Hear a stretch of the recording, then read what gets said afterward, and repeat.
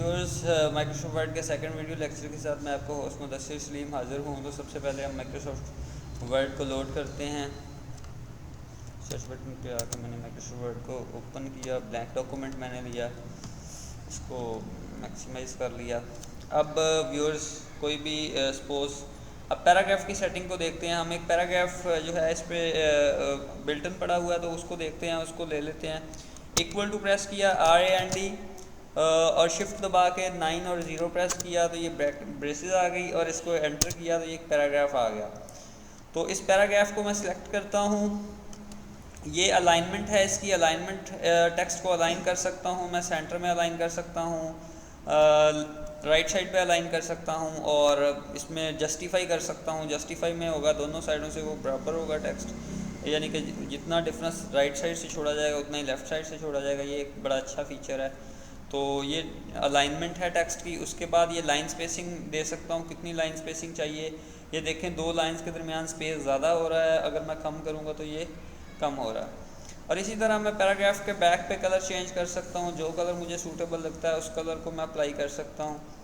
और उसके बाद अगर मैं बॉर्डर लगाना चाहता हूँ तो बॉर्डर पे आके top border, left, right, outside border करूँगा तो ये आउटसाइड देखें बॉर्डर लग गया।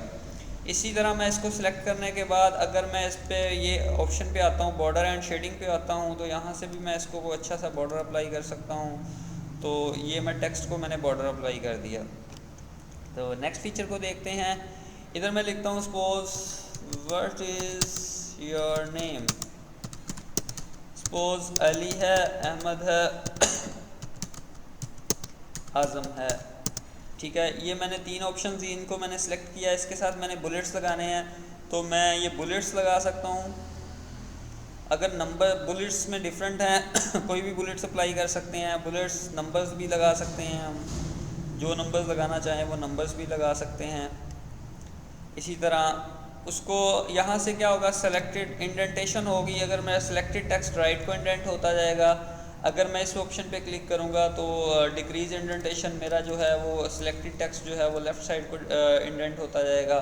और इसी तरह मैं सॉर्टिंग कर सकता हूँ। सॉर्टिंग होता है कि अरेंज करना अपने टेक्स्ट को या अपने डेटे को, उसमें असेंडिंग ऑर्डर में सॉर्ट कर सकते हैं और एज वेल एज डिसेंडिंग में भी सॉर्ट कर सकते हैं। सपोज मैं ये 4-5 नंबर लिखता हूँ, 1 एंटर मैंने दबाया, न्यू लाइन पे आ गया 2, 3, 4, 5। तो इन वैल्यूज़ को मैंने सेलेक्ट किया और मैं यहाँ पे आके इसको सॉर्टिंग के ऑप्शन पे आके अगर मैं डिसेंडिंग करूँगा तो ये लार्जेस्ट टू स्मॉलेस्ट सॉर्ट हो जाएंगे। अगर मैं इसको असेंडिंग करूँगा तो स्मॉलेस्ट टू लार्जेस्ट सॉर्ट हो जाएंगे। इसी तरह ABC को भी हम सॉर्ट कर सकते हैं, A to Z और Z to A सॉर्ट कर सकते हैं दोनों तरीक़ों से।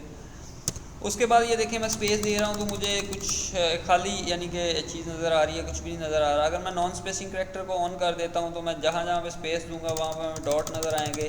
अगर मैं टैब से स्पेस देता हूँ तो ये वाला साइन नज़र आएगा। अगर मैं एंटर दबाता हूँ तो ये वाला साइन नज़र आएगा। तो ये नॉन स्पेसिंग मुझे पता चल जाएगा कि मैंने डॉक्यूमेंट के अंदर, अगर इस फीचर को मैं ऑन कर दूँगा तो मुझे पता चल जाएगा कि मैं डॉक्यूमेंट के अंदर कहाँ कहाँ पर मैंने स्पेसिस दी हैं, ऐड की हैं। तो आई होप दैट कि आपको ये समझ आ गई होगी। नेक्स्ट से देखते हैं। इसमें यहाँ से आप टेक्स्ट को सिलेक्ट करने के बाद अगर मैं इस फीचर को ऑफ कर दूँ तो ये हो जाएगा, ख़त्म हो जाएगी स्पेस। इसको मैं सिलेक्ट करने के बाद यहाँ से इसको दे सकता हूँ। ये डिफरेंट स्टाइल्स अवेलेबल है मेरे पास। कोई भी स्टाइल में सिलेक्ट करने के बाद नो स्पेसिंग मोस्टली जो है वो यूज़ होती है। कम स्पेस होती है टेक्स्ट की लाइंस के दरमियान। अगर थोड़ा सा आपने ज़्यादा स्पेस देनी है, थोड़ा सा खुला खुला टेक्स्ट लिखना है तो आप इनमें से डिफरेंट स्टाइल जो हैं वो चूज़ कर सकते हैं। उसके बाद फाइंड रिप्लेस का है। फाइंड होता है टेक्स्ट डॉक्यूमेंट के अंदर कोई वर्ड को फाइंड करना चाहते हैं तो फाइंड पे आएँ, आप इधर वर्ड लिखें, वो वर्ड डॉक्यूमेंट में फाइंड हो जाएगा। सपोज़ मैं इसकी जो है क्लियर फॉर्मेटिंग करके अपने पैराग्राफ की फॉर्मेटिंग को सिंपल कर देता हूँ। तो मैं इधर वर्ड फाइंड करता हूँ दी, तो ये फाइंड हो गया। अगर मैं रिप्लेस करना चाहता हूँ तो रिप्लेस पे आके यहाँ पे रिप्लेसिंग वर्ड लिखूँगा। दी की जगह मैं दीज लिख देता हूँ। अगर रिप्लेस एक करूँगा तो सिर्फ फर्स्ट लोकेशन पे वो है रिप्लेस हो जाएगा। अगर मैं रिप्लेस आल कर देता हूँ तो सारी लोकेशंस पे जो है वो चेंज हो जाएगा। तो आप अगर मैं रिप्लेस करता हूँ तो ये देखें रिप्लेस होता जा रहा है। अगर रिप्लेस आल करूँगा तो वो उसकी जगह पे हर जगह पे जहाँ जहाँ पे वो दी वर्ड होगा वहाँ दीज हो जाएगा। इसी तरह आप किसी भी वर्ड को दूसरे वर्ड के साथ रिप्लेस कर सकते हैं डॉक्यूमेंट के अंदर। नेक्स्ट इसको सेलेक्ट, सपोज मैं एंटर दबाता हूँ तो मुझे पता चलता है कि मैं अगले पेजेस पे जा रहा हूँ। तो यहाँ से आप क्या कर सकते हैं, ये पता चल रहा है कि 2 पेजेस हैं तो हमारा कर्सर इस वक्त दूसरे पेज पे है। इसी तरह इसमें इस डॉक्यूमेंट के अंदर 239 वर्ड्स हैं।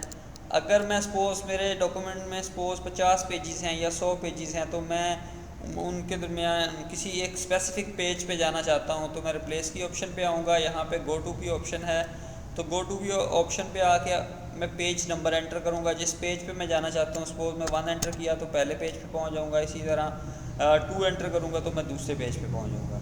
इसी तरह मैं सिलेक्ट कर सकता हूँ, ऑब्जेक्ट को सिलेक्ट कर सकता हूँ, अपने टेक्स्ट को यहाँ से सिलेक्ट कर सकता हूँ। तो ये आई थिंक कि आपको समझ आ गया होगी चीज़ें। और मेरे चैनल को सब्सक्राइब करना मत भूलिएगा और अपने भाई को दुआओं में याद रखिएगा। Thanks for watching video. अल्लाह हाफ़िज़।